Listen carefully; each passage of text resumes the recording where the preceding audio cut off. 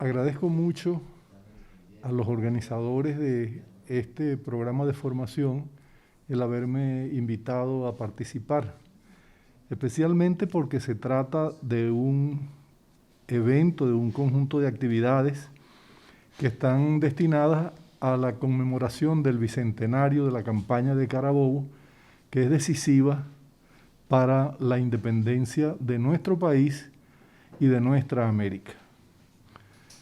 Yo voy a quitarme el tapaboca para poder comunicarme mejor y voy a pedir disculpas por eso, porque eso toma sus segundos.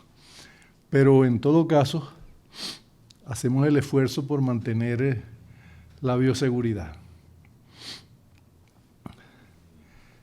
Hablar de José Martí en Venezuela es hablar de una tradición de ya casi un siglo y medio, pero es también complejo y difícil. Hacerlo dentro de un programa formativo en el marco del bicentenario de la campaña de Carabobo, con todo lo que esa campaña significa, es un reto que relaciona las ideas de independencia, emancipación e integración de una manera excepcional.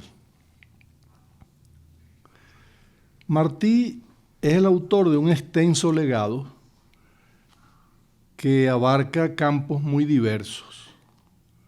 Martí fue maestro, escritor, y como escritor muy variado, fue poeta, narrador, ensayista, dramaturgo. Fue también un periodista excepcional, un gran orador, un político en su más amplia gama de posibilidades, porque fue un teórico, un ideólogo, fue un líder, fue un organizador de un partido que fue el que llevó a la independencia de Cuba, que fue el Partido Revolucionario Cubano. Pero fue también un legislador, autor de la primera Constitución de la República de Cuba. Se le suele decir en su país apóstol de la independencia, pero también lo es de la propuesta de la segunda independencia para América Latina y el Caribe. De modo que por eso digo que hablar de Martí es no solamente complejo y difícil, sino que un enorme reto para condensar sus ideas fundamentales en una sola exposición. Yo quiero vincularlo como un mínimo ámbito contextual, quiero vincularlo a un momento específico de América Latina, que es el que le toca vivir. Martí, desde muy joven, entra en las luchas por la independencia de su país. Su maestro Rafael María Mendive fue también un luchador por la independencia de Cuba e incidió mucho en él. Era escritor también. Martí va a seguir los pasos del maestro y va a sufrir por ello cárcel, que luego le será conmutada por el exilio. Este hecho lleva a que Martí viva la mayor parte de su vida fuera de Cuba, aunque siempre en la lucha organizativa por la independencia de la isla. Martí llega exiliado primero a España, donde realiza estudios de filosofía y letras y de derecho, o más bien a la inversa, de derecho primero y luego de filosofía y letras, y va a destacar en ese campo. Empieza allí una actividad periodística de importante difusión, que en realidad había comenzado en sus primeros pasos en Cuba, pero en España hace publicaciones relativas a esto. Por ejemplo, publica El presidio político en Cuba, que ya es por su propio título suficientemente elocuente para destacar sobre qué va esa publicación. Es un libro, es un folleto de denuncia, de crítica de la gestión española en la isla. Pero luego va a ir, cuando termina sus estudios, va a ir brevemente a territorio francés y va a venir a América de vuelta con una estadía en México y otra en Guatemala. Luego parte hacia los Estados Unidos, donde va a vivir alrededor de unos 16 años. Siempre en tareas de organizador y de difusor de la situación cubana. Pero en ese proceso, que es amplio y extenso y complejo, Martí va a ser, conjuntamente con un escritor muy importante nicaragüense que fue el poeta Rubén Darío, va a ser uno de los iniciadores principalísimos del movimiento modernista en el ámbito de la literatura y de las ideas en América Latina.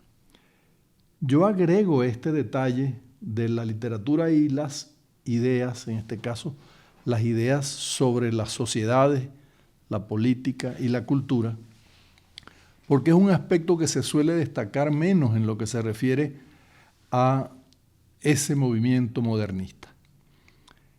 Va a incorporar conjuntamente con sus ideas modernistas, que involucran una estética, por cierto, una visión americanista y una visión antiimperialista.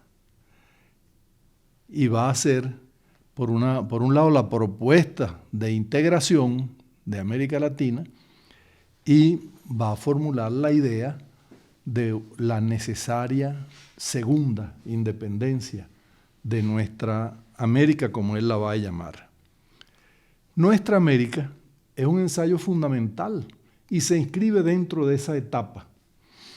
Por supuesto, debo decir que en el campo de la escritura literaria, poética, artística, hay un pequeño poemario que se titula Ismaelillo, que para uno de los grandes estudiosos del modernismo, como fue Max Enríquez Ureña, ese es el inicio fundador del movimiento modernista. Menciono esto por la importancia que tiene el hecho de que ese poemario fue escrito en Caracas durante la estadía de Martí en Venezuela. Pero decía que su ensayo Nuestra América, que tenemos allí en una edición venezolana de Biblioteca Ayacucho, Nuestra América es una publicación de 1891, es decir, precisamente 10 años después de la estadía de Martí en nuestro país. Planteaba Martí en este ensayo Nuestra América la necesidad del autoconocimiento entre los países de América Latina. Él decía que debemos conocernos como quienes van a luchar juntos. Está siempre la referencia a la lucha conjunta de los países de América Latina.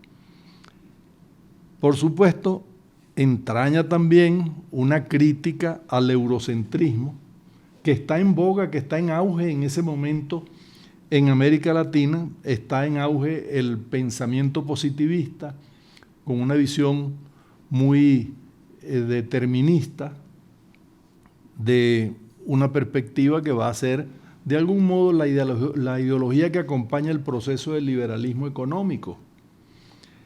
Y va a plantear la necesidad de que nosotros en ese esfuerzo por mirarnos desde dentro, autoconocernos y conocernos los unos a los otros, podamos entonces entrar en un proceso de acción para cambiar esa circunstancia de nueva colonialidad que se está dando en el continente.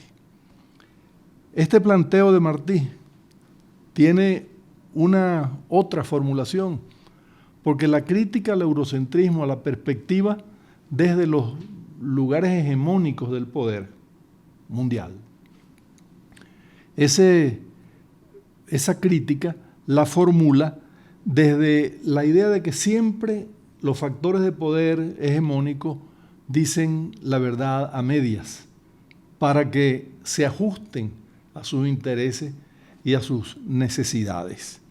Él dice algo que voy a citarlo de memoria, dice algo que es preciso tener muy presente, sobre todo en tiempos de fake news y en tiempos de postverdades. Dice José Martí: el que dice una verdad a medias, después se le cae por la parte que le faltó, que crece en la negligencia y derrumba lo que se levanta sin ella. Es importante decirlo para los poderes hegemónicos de los medios, porque dicen verdades a medias y corren los riesgos que eso significa. Con estos planteamientos, Martí formula también la necesidad de apropiar desde el conocimiento y desde el lenguaje inclusive, que es el modo en que nos transmitimos esos conocimientos, lograr la apropiación de nuestras realidades, de nuestras propias vivencias y de nuestra capacidad para entenderlas en la posibilidad de transformarlas.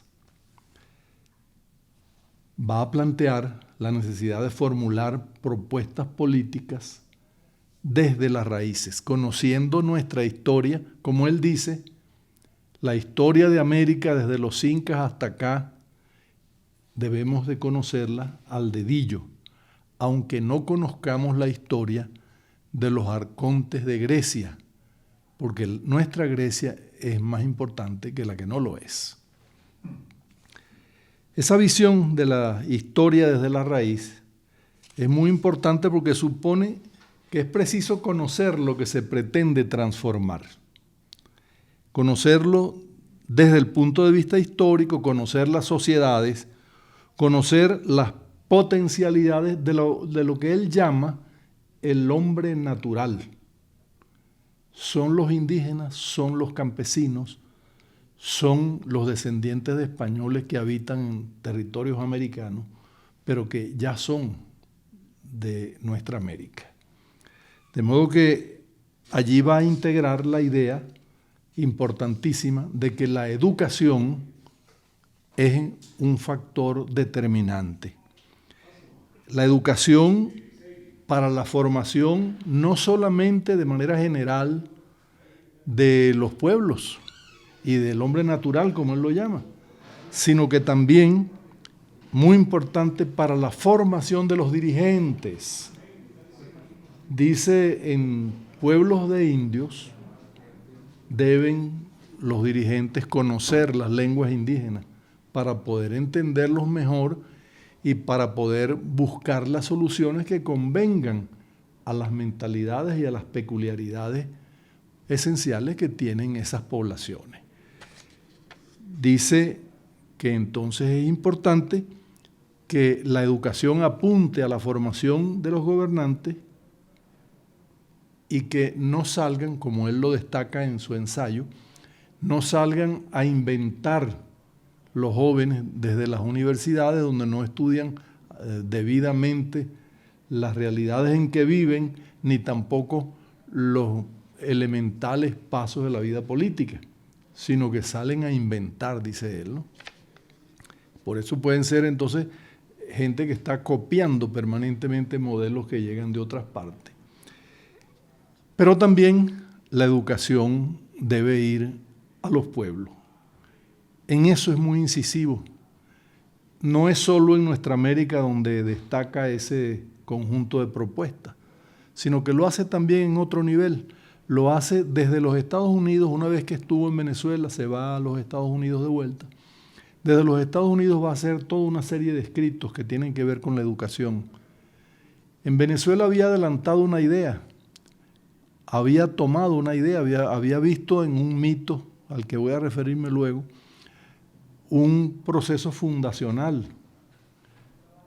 Y él va a decir que debe haber maestros ambulantes, que así como aquel par que fundó el Orinoco, se refiere a Amalibaca y Woquí, en la antigua, el antiguo mito de los Tamanacu venezolanos.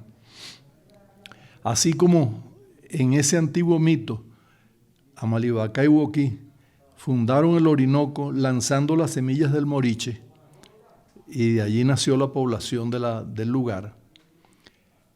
Así como eso sucedió, bueno, hay que sembrar toda la América de ideas para que nazca una humanidad nueva, con otro enfoque, con otras posibilidades. Pero a la vez, dice en otro momento, dice, así como debemos crear esos maestros ambulantes, debemos crear también unos educadores populares.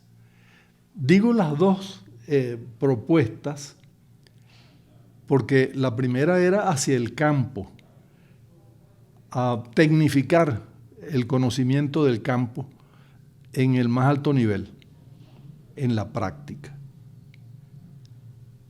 sino que también a desarrollar en las ciudades procesos de educación popular que llevasen a una formación amplia, horizontal de la población para que pudiera liberarse por la vía del conocimiento también y pasar a nuevas etapas.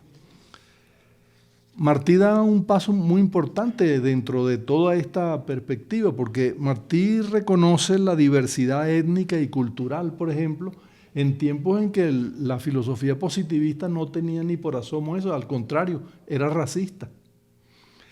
Él va a formular la idea de la diversidad étnica y cultural en la medida en que reconoce las contribuciones en la historia de las antiguas civilizaciones aborígenes y va a destacar no solo eso, sino cómo estas marcan modos de ser de la América de su momento. La revisión de la historia desde miradas americanas, una visión holística, completa, diríamos totalizadora, es la que propone entonces en ese célebre ensayo que tiene como elemento fundamental una visión también radicalmente antiimperialista. Ese es Martí, en un momento de madurez, en un momento de consolidación de su pensamiento. Pero ese Martí es resultado de un proceso. Martí viene a Venezuela, va a vivir apenas 6 meses en Venezuela, en 1881, del 21 de enero de 1881 hasta el 28 de julio del mismo año.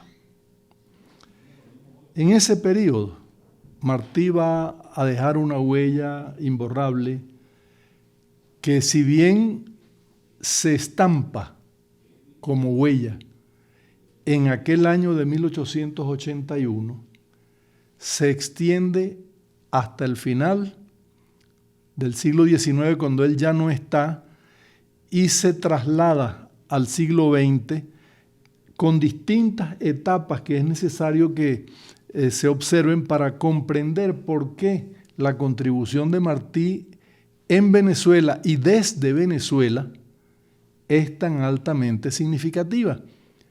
No hablamos solo de un pensador y de un intelectual cubano, hablamos de un pensador y un intelectual de América Latina y del Caribe, pero también de Venezuela, de una manera muy particularizada, que es lo que yo voy a tratar de resumir en unas pocas palabras y con alguna información que pueda servir como estímulo para que desde Venezuela ahondemos más en el conocimiento de esta contribución de Martí desde el punto de vista de las ideas y en la significación histórica y en el sentido que tiene esa estadía de Martí en Venezuela. Este año se están cumpliendo 140 años de esa visita, de esa estadía de Martí en nuestro país. Y es también el 140 aniversario de la revista venezolana que está sobre la mesa, una edición hecha en nuestro país, pero también es el 140 aniversario de su importante discurso en el Club del Comercio, del que yo voy a hablar también un poco. Por eso adelanté un comentario muy breve, pero que pretendí fuese condensado sobre el contenido que tiene el ensayo Nuestra América, porque un punto inicial, germinal, está en ese discurso del Club del Comercio. La estadía de Martí en Venezuela ofrece un tema muy amplio, complejo, con muchos aspectos para profundizar todavía, pero sobre el cual existe ya una vasta documentación que no ha sido suficientemente estudiada y que nos reserva no pocas sorpresas.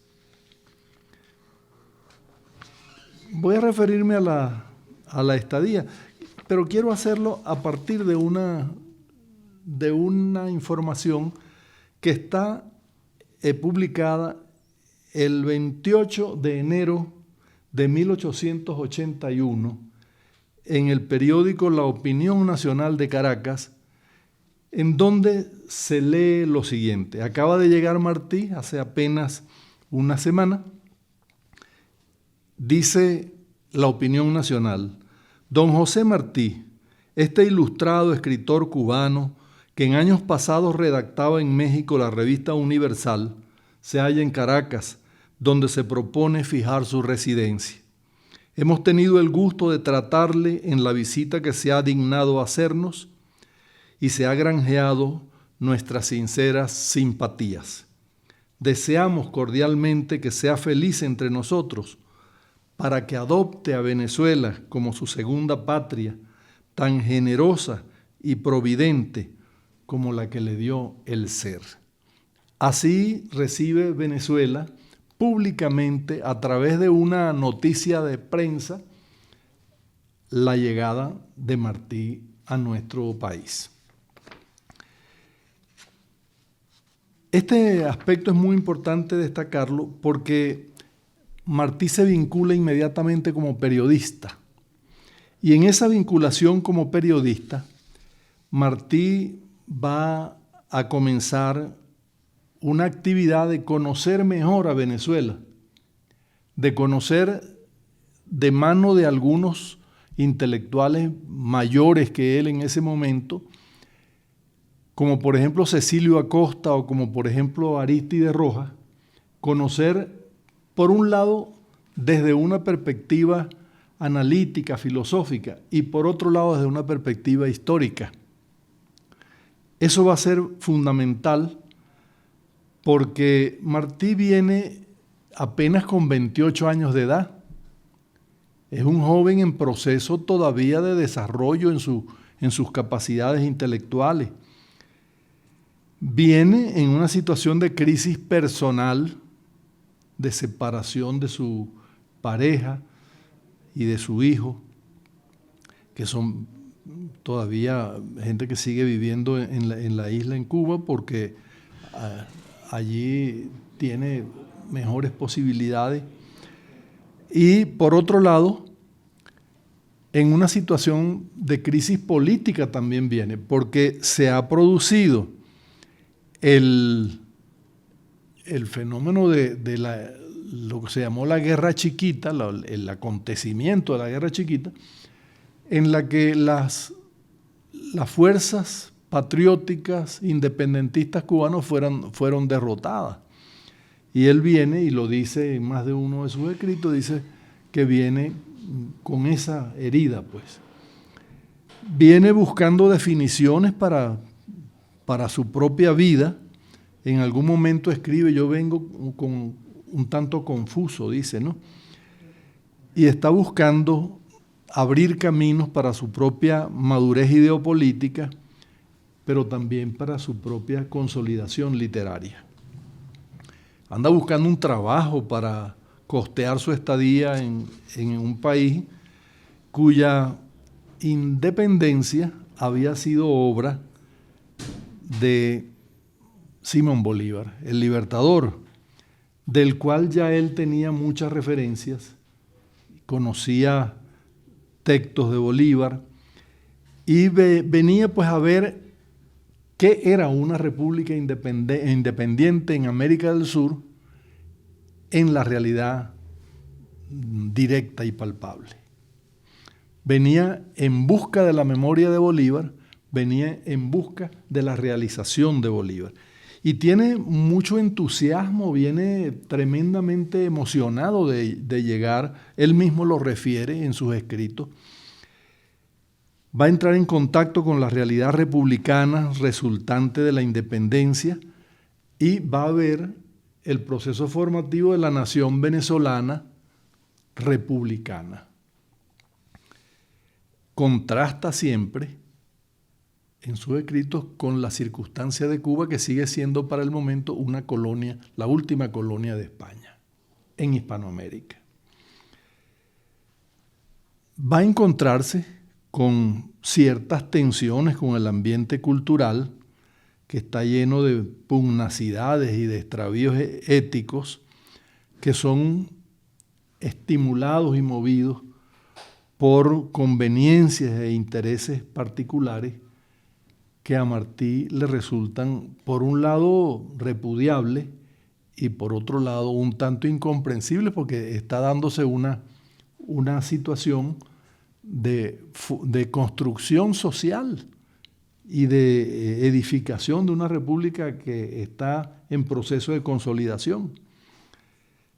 Eso va a producir en él no solamente algunos desencantos, sino que también varias críticas muy severas y luego un distanciamiento. Por eso su estadía es muy breve, pero esta referencia a por qué Martí está en Venezuela me parece importante destacarlo, porque Martí viene sobre todo tras la huella de Bolívar y buscando conocer la realización que ha sido el hecho de la independencia.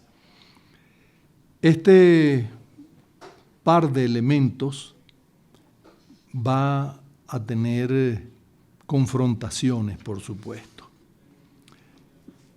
El día 21 de marzo de 1881, Martí es invitado para dictar una conferencia, hacer un discurso en el Club del Comercio. Ese discurso, como decía, está cumpliendo 140 años y es, digamos, la carta de presentación del orador ante el público caraqueño. Allí va a dar cuenta de su estado de ánimo entusiasta con respecto a nuestro país, al conocimiento directo de nuestro territorio. Se va a detener en todo, se va a detener en el paisaje, en las peculiaridades urbanas de Caracas, en las características de la población, en la hospitalidad. Va a observar la prosperidad que se respira en el ámbito caraqueño, va a referirse a la construcción arquitectónica, al crecimiento de la ciudad, al comercio, al cierto bienestar que él observa, a la educación, y va a referirse también al auge que lleva la cultura. lo va a hacer con gratitud, con un espíritu de solidaridad, incluso de identificación y con un cautelosísimo respeto. Pero va a tener sus primeras apreciaciones críticas frente a esto. Dice: me asalta el miedo acerbo de que con este desconocimiento funesto en que vivimos los unos de los otros, los hombres que trabajamos por la realización inmediata y absoluta de los ideales de América, lleve luego a que unos quieran ventajas, otros quieran favores, pero a la vez a que él lo dice ahora desde el punto de vista particular de que no lo entiendan en la actitud que asume con respecto a Venezuela, que vayan a creer que viene por ganar beneficio. Destaca luego que viene buscando asilo después de ser derrotado en las luchas de la que así se llama Guerra Chiquita en Cuba. Y va a declarar esto que me parece muy importante: a ofrecer vengo nuestros dolores, como en el día del triunfo vendremos a ofrecer en el altar del Padre americano el fruto de nuestra redención y el brillo y el honor de nuestra historia. En otro pasaje dice: y como para todos los que del lado azul del Atlántico nacimos hay obra común y magnífica que hacer, vengo a ofrecer triste y dignamente mis servicios a los hombres, a poner el hombro en la obra. Dice: hay que abrir ancho cauce a la vida continental. La idea de una visión americana más allá de la visión nacional de cada país. Y aquí es donde yo quiero destacar algunos aspectos muy singulares de ese discurso. Porque ese discurso, dentro de toda su elaboración literaria, a veces ligeramente difícil de entender, que reclama una segunda lectura, allí va a destacar lo que yo veo como un programa germinal de lo que sería Nuestra América después. El ensayo Nuestra América que comenté al principio. Va a decir que es preciso deshelar las montañas de hombres. Vale decir, animar y activar a la población en un sentido americano y no solamente nacional. Va a plantear la necesidad de que es preciso detener colosales codicias, refiriéndose a las apetencias de las potencias de la época. Detener colosales codicias, refiriéndose a la realidad interna de los países americanos, va a decir que es preciso extirpar con mano firme las raíces corruptas. Y además de esto, va a decir que es preciso armar ejércitos pacíficos que sean capaces de entender la realidad continental, pero que a la vez de formarse como si fuese solo bajo una misma bandera por toda la América Latina, para que ésta quede delimitada solamente por linderos de soberanía. No es poco, porque a esto va a agregar que es preciso integrar los esfuerzos de todos los países de América como si estuviesen todos en un solo himno gigantesco, porque todavía no se completaban los unos a los otros, no se complementaban, siendo cada uno frágil por su lado y quedando ligados al pasado colonial. Ese pequeño párrafo que yo no he leído textualmente porque tiene las peculiaridades literarias que obligan a muchas explicaciones, propone integración, propone formar una fuerza continental que está sugerida en armar ejércitos pacíficos y la idea de detener colosales codicias. Pero para eso animando montañas de hombres. El discurso es evidentemente político, es evidentemente soberano y es evidentemente integracionista. Esto sí lo leo textualmente, dice, después de esas ideas, así, armado de amor, vengo a ocupar mi puesto humilde en la urgentísima batalla, a ungir vengo mi frente en este aire sagrado cargado de sales del mar libre y del espíritu potente e inspirador de hombres egregios. A pedir vengo a los hijos de Bolívar un puesto en la milicia de la paz. Va a referirse a Cuba, por supuesto. ¿Para qué quisiera yo ver a mi patria libre? Sino para que rematase nuestra obra y acelerase con los destinos suyos los destinos nuestros. Y luego, en la idea de que se pudieran levantar entonces todas las potencialidades propias de nuestros pueblos, su naturaleza, su riqueza, sus virtudes. Comunión portentosa venidera, dice, de donde ha de surgir la verdadera y definitiva gloria americana. Ese aspecto político del pensamiento de Martí en ese discurso del comercio pasó casi que inadvertido dentro de todo lo que se refería al elogio de naturaleza, civilidad y características de la realidad urbana. Cuando digo la gente, digo civilidad. Entonces, esto me parece importante porque Martí entendía que Venezuela había avanzado mucho desde la independencia.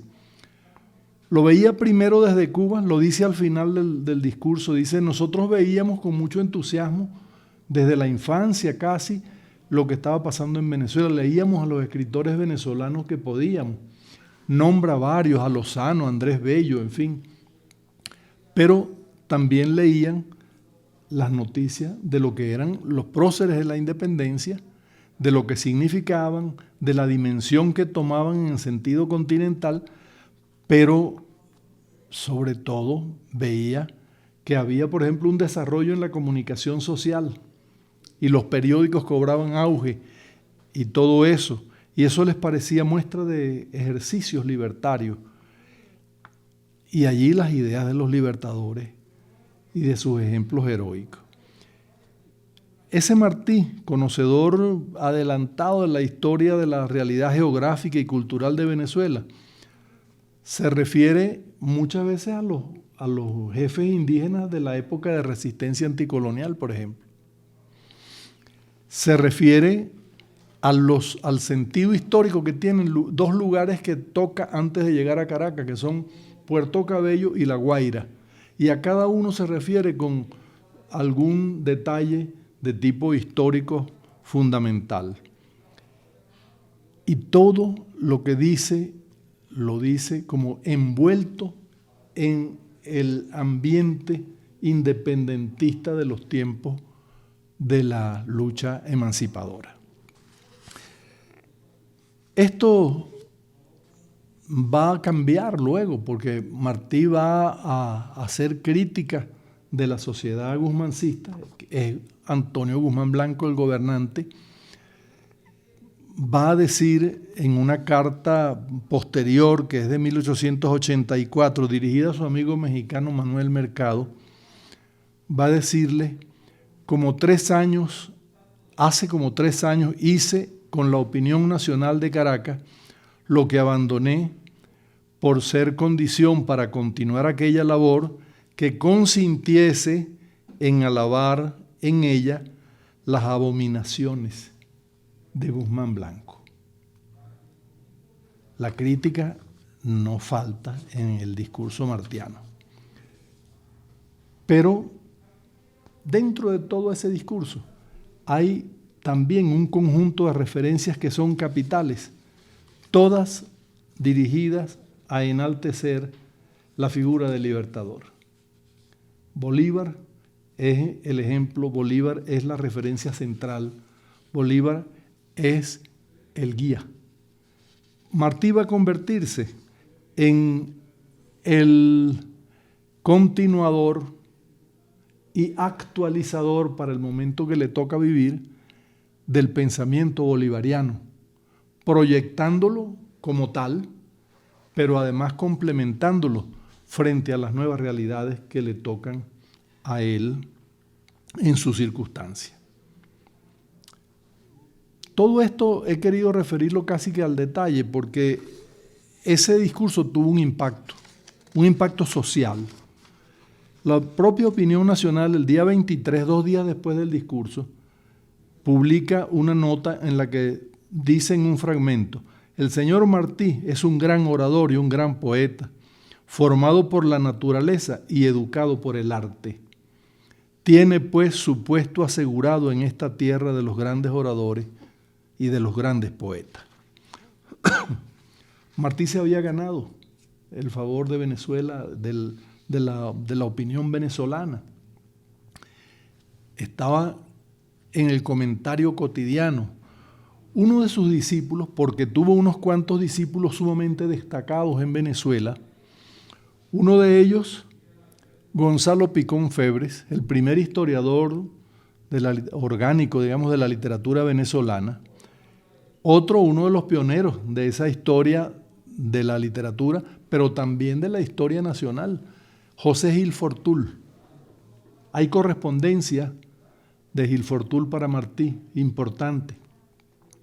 Nunca revisada, nunca comentada, pero hay cartas importantes y elocuentes. Hay además otra figura muy importante que fue canciller de la República, que fue el autor del Continente Enfermo, César Zumeta. Sí, y como ellos, también nuestro primer etnógrafo, Lisandro Alvarado. Lisandro Alvarado. Entonces, estos personajes, Luis López Méndez también, van a ser un poco resultado de ese proceso formativo que va a ejecutar, va a realizar José Martí en Caracas, porque va a dar clase en el Colegio Santa María y en el Colegio Villegas, que es el que dirige un señor, una personalidad de época, que se llama Guillermo Tell Villegas. Por cierto, en la sede que fuera del Colegio Santa María funciona hoy la Casa de Nuestra América José Martí, que es un poco un efecto de reconocimiento nacional hecho por el presidente Hugo Chávez, conjuntamente y en combinación con el presidente cubano de entonces, Fidel Castro Ruz. Ese proyecto es el proyecto para la difusión de la obra de José Martí y de su vínculo con Venezuela. Esta presencia de Martí, que hasta ahora la he referido a través de hechos muy puntuales y definidos, tiene proyecciones más amplias porque luego vendrá la creación de la revista venezolana, una revista en la que escribe desde un nosotros, asumiéndose como un venezolano más, en el que hace no solamente propuestas para la realidad nacional, sino también difusión de cosas que no se estaban mencionando ni publicitando en la época. ¿Cuáles serían? Bueno, el editorial del primer número, fueron solamente 2 números de la revista venezolana, en un formato pequeño. En el editorial del primer número decía algo muy específico, decía que esa revista nacía para poner en alto lo extraordinario y lo propio del país, frente a lo que estaba haciendo la intelectualidad muy afrancesada, muy europeizada, que estaba en el entorno de Guzmán Blanco. Una intelectualidad que estaba entusiasmada con hacer traducciones de autores europeos, con publicar cosas que eran relativas al mundo europeo. Martí se plantea más bien mirar hacia el interior de la realidad venezolana, publicar lo que se estaba publicando de los autores nuestros. Así va a publicar, por ejemplo, una reseña de Venezuela heroica, libro que en este momento con el aniversario bicentenario de la campaña de Carabobo, viene muy a cuento, porque ese libro tiene una de las primeras grandes descripciones de lo que es la batalla de Carabobo.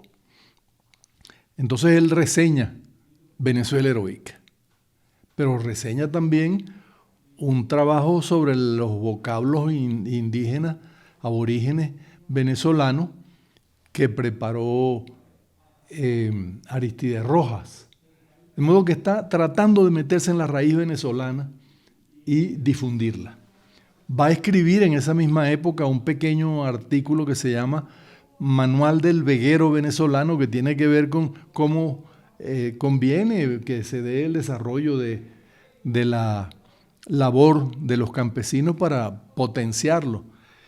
Pero también va a hacer críticas diciendo se la pasan en un cuchicheo en lugar de ponerse, por ejemplo, a ver las bondades que tiene su país, las riquezas que tiene que ofrecer al mundo y las posibilidades de intercambiarlos en el mercado internacional. No es poco, entonces. He dicho yo algunas cosas, pero hay otro trabajo que es el que potencia mayormente su crítica a la circunstancia que tiene el gobierno de Guzmán y a sus políticas, que es el trabajo que se llama Un viaje a Venezuela, originalmente escrito, no publicado, pues no se publicó sino ya cuando se editan las obras completas. Quedó inédito en la época. Un viaje a Venezuela se llama. Es o de finales de 1881 o comienzos quizá de 1882. No hay certeza plena de eso. Pero sí es importante destacar que allí hace un análisis de la realidad, por ejemplo, cultural e intelectual venezolana, de la realidad social y política. Critica que se la pasan tratando de cambiar la Constitución, como si el cambio de la Constitución supusiera automáticamente cambio de la realidad. Dice, pareciera que no entienden que las leyes se hacen para proteger lo que se ha construido. Eso, por ejemplo, va a decir con respecto a los intelectuales, esos que le crean tensiones y que lo asedian después de que publica la revista venezolana, va a decir que se la pasan pensando en Europa y que parecen plantas exóticas en su propia tierra. La expresión es muy fuerte, pero es lo que, a su modo de ver, tiene como práctica esa intelectualidad del entorno directo de Guzmán Blanco. Por supuesto, antes ya había salvado la presencia de otros intelectuales. En la revista venezolana publicó su texto a propósito de la muerte de Cecilio Acosta, que fue un poco escandaloso para esa intelectualidad plegada a la gestión de Guzmán. Va a tener también otros planteos. En un texto de 1882, ya escrito en Estados Unidos después de su regreso, que es el prólogo al poema del Niágara, poema del venezolano Pérez Bonalde. Allí hay otras contribuciones con respecto a la literatura y para el estudio de la relación entre la literatura y la sociedad de manera general en América. Ángel Rama llegó a decir, ese texto es especialmente el manifiesto de modernidad de la literatura de América Latina. Y hay otra contribución muy destacada. Se publica en el año 1953, cuando se está produciendo el centenario de Martí. Es su libro Sección Constante. Martí desde los Estados Unidos mantuvo una colaboración con la opinión nacional y tuvo dos columnas. Una que firmaba con unas siglas simplemente y otra que es en Sección Constante, que también estaba un poco cifrado así, Sección Constante, y se publica en 1953, compilado todo ese conjunto de trabajo por don Pedro Grases, documentalista de origen español, pero radicado en Venezuela y en realidad un gran maestro en este país.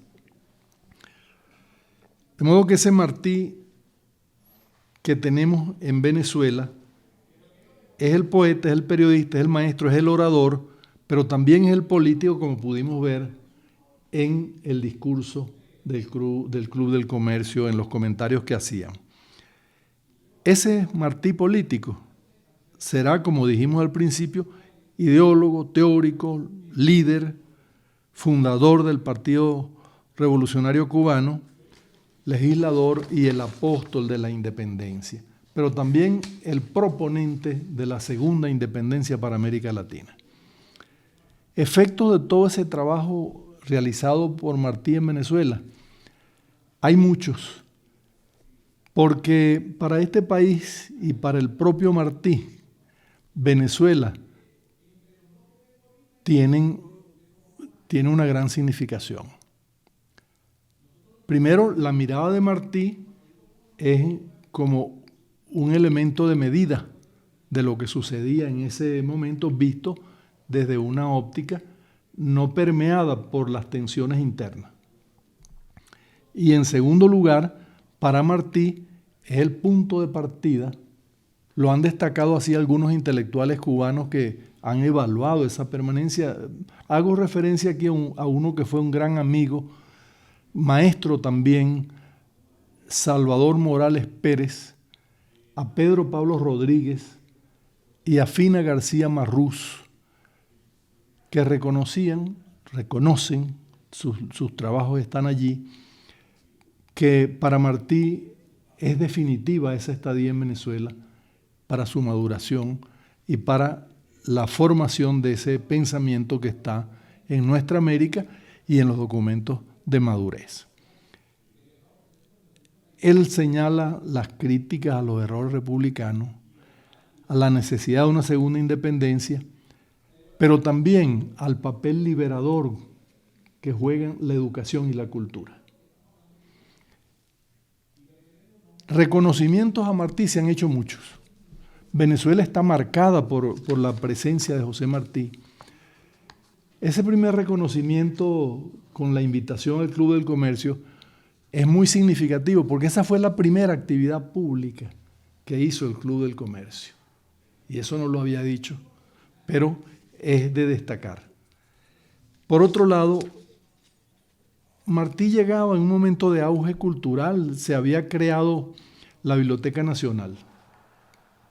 Se había creado el Teatro Nacional. Se estaban creando instituciones que consolidaban la República.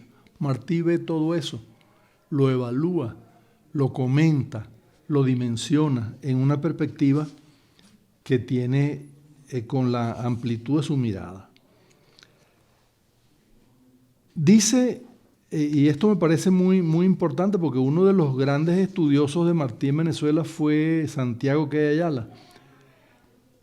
Dice Santiago Queda de Ayala algo que me parece digno de ser citado. Dice: la devoción venezolana por Martí no ha sido, no es, no será nunca circunstancial. Es parte de nuestra tradición mental y patriótica. Cada generación la entrega a sus sucesores. Lo escribía esto ya en los años 50. Pero en la misma fecha, por ejemplo, José Antonio Cova decía: para los venezolanos de ayer de hoy y de mañana, José Martí fue, es y seguirá siendo hijo de Venezuela.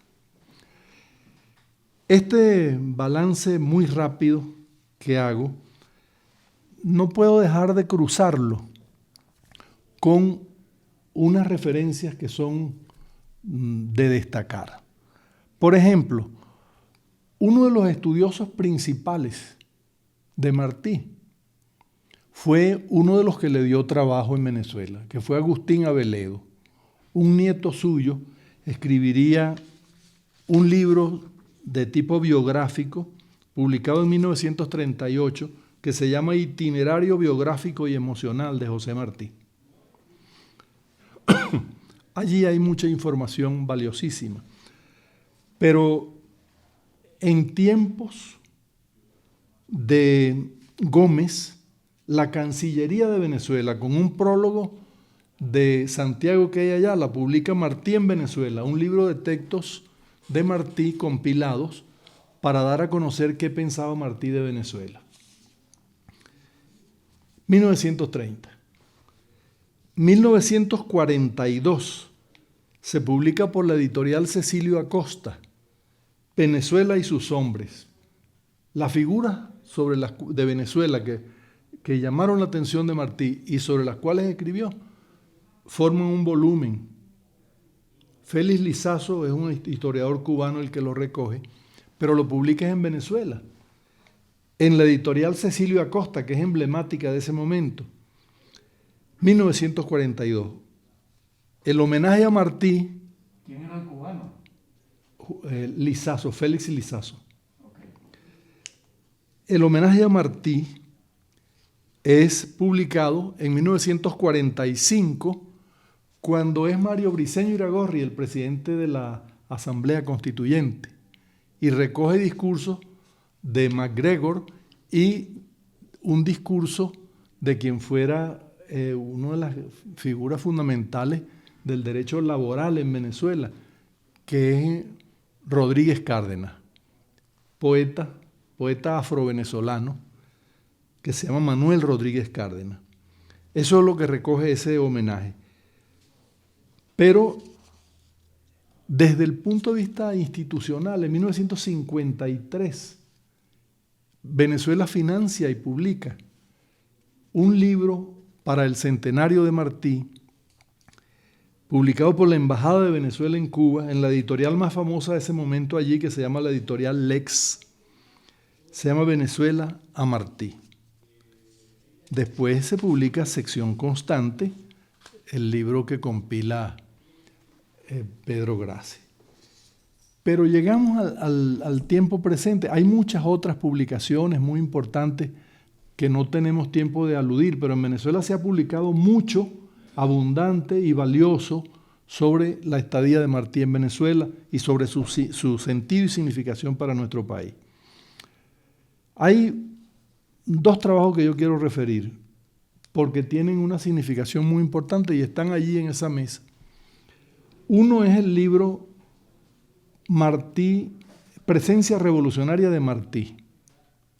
Presencia Revolucionaria de Martí es un libro de Fabricio Ojeda que se edita tempranamente, apenas se ha instalado el gobierno revolucionario de Cuba, en 1962. Escrito en Cuba y publicado en Cuba. Esta es la primera edición que se hizo en Venezuela y acaba de hacerse una nueva en estos días, publicada en Trujillo, que lleva una presentación mía, por cierto. Y el cuaderno que está al lado, esa especie de cómic, acompaña una película que es José Martí, ese soy yo, se llama igual, es obra de Edmundo Aray, escritor y cineasta estrechamente ligado a la cultura cubana, que también le rindió homenaje recientemente, ya en estos años.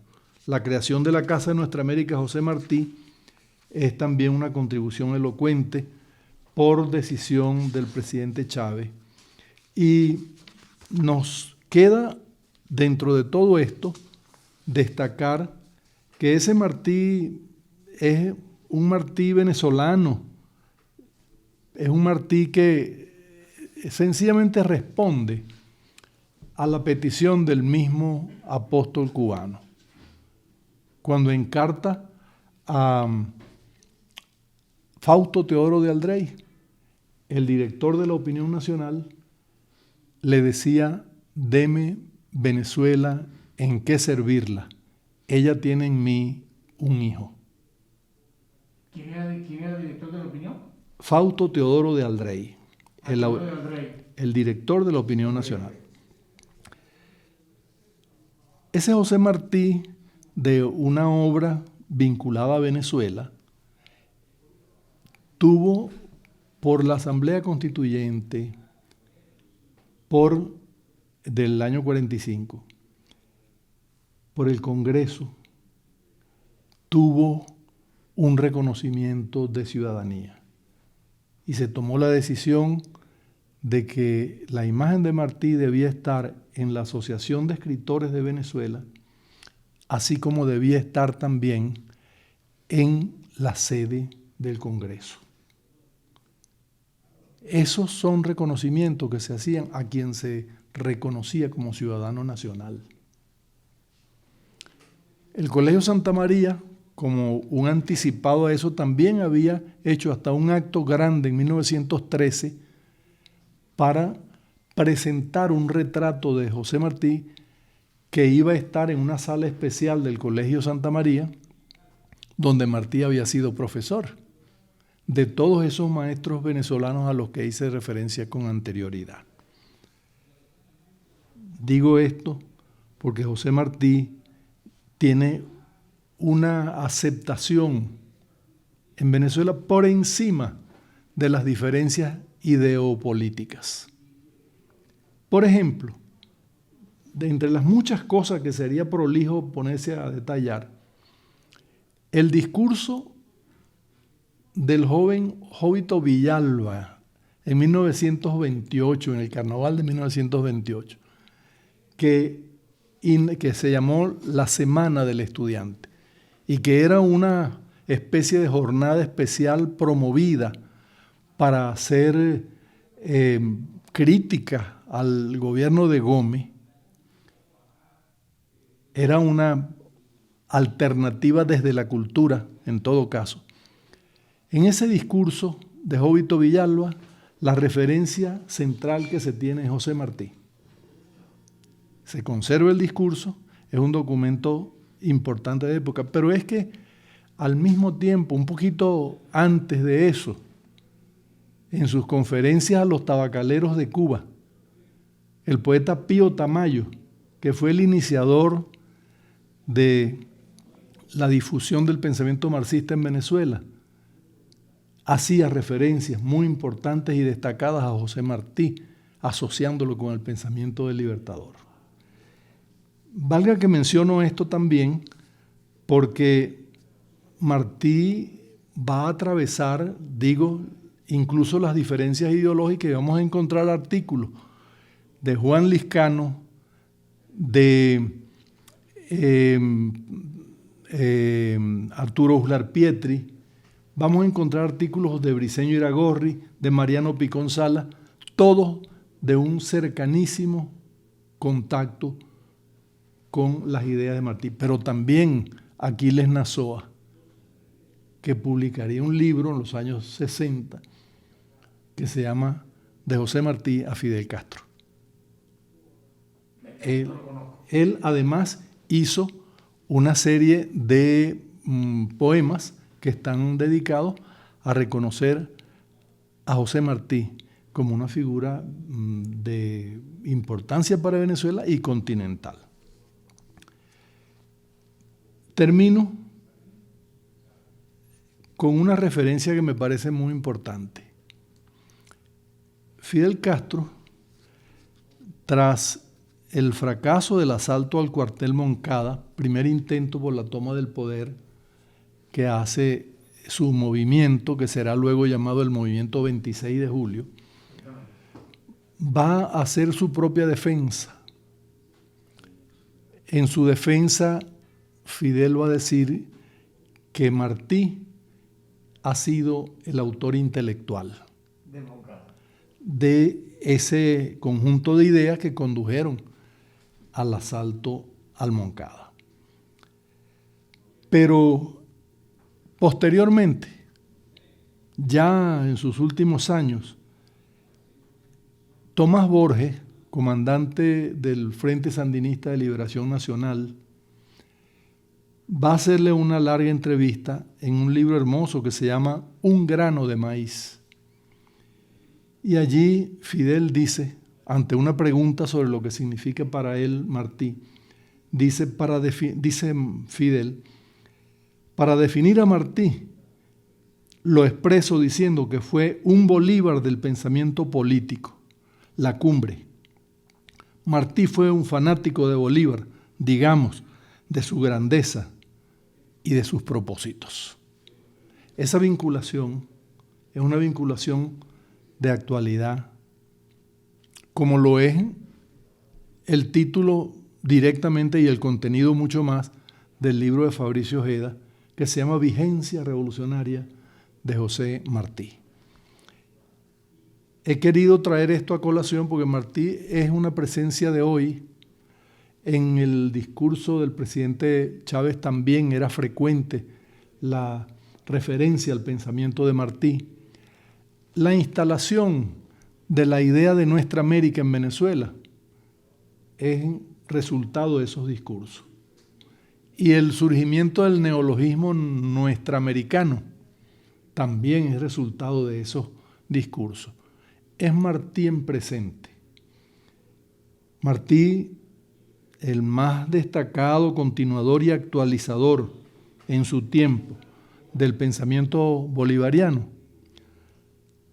trajo de nuevo a la palestra la idea de independencia sobre la base de la comprensión de las realidades específicas de América Latina, de esa que llamó él nuestra América.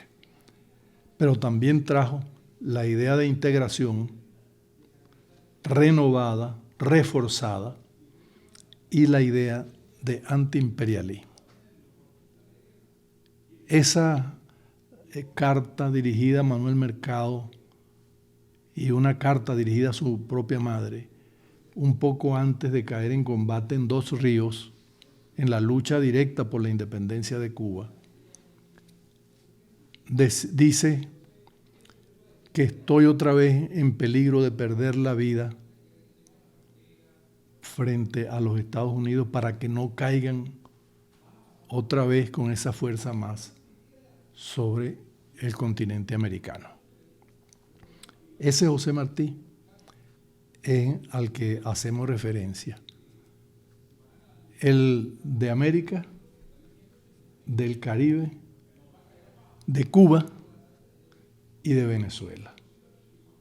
Queríamos hacer ese paseo sin dejar de destacar que esa admiración siempre fue una admiración con una amplia libertad de elaboración propia, en donde el espacio de la crítica siempre estuvo presente, hasta con el Libertador.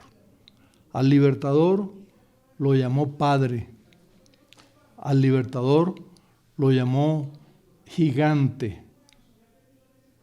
al Libertador lo llamó figura fundamental de la independencia americana. Pero también destacó algunas de sus importantes limitaciones, las que le imponía la época y las que le eran propias, como por ejemplo decir que quizá a Bolívar le faltó tener más profundidad y más detenimiento en las peculiaridades de su pueblo, ese pueblo de base.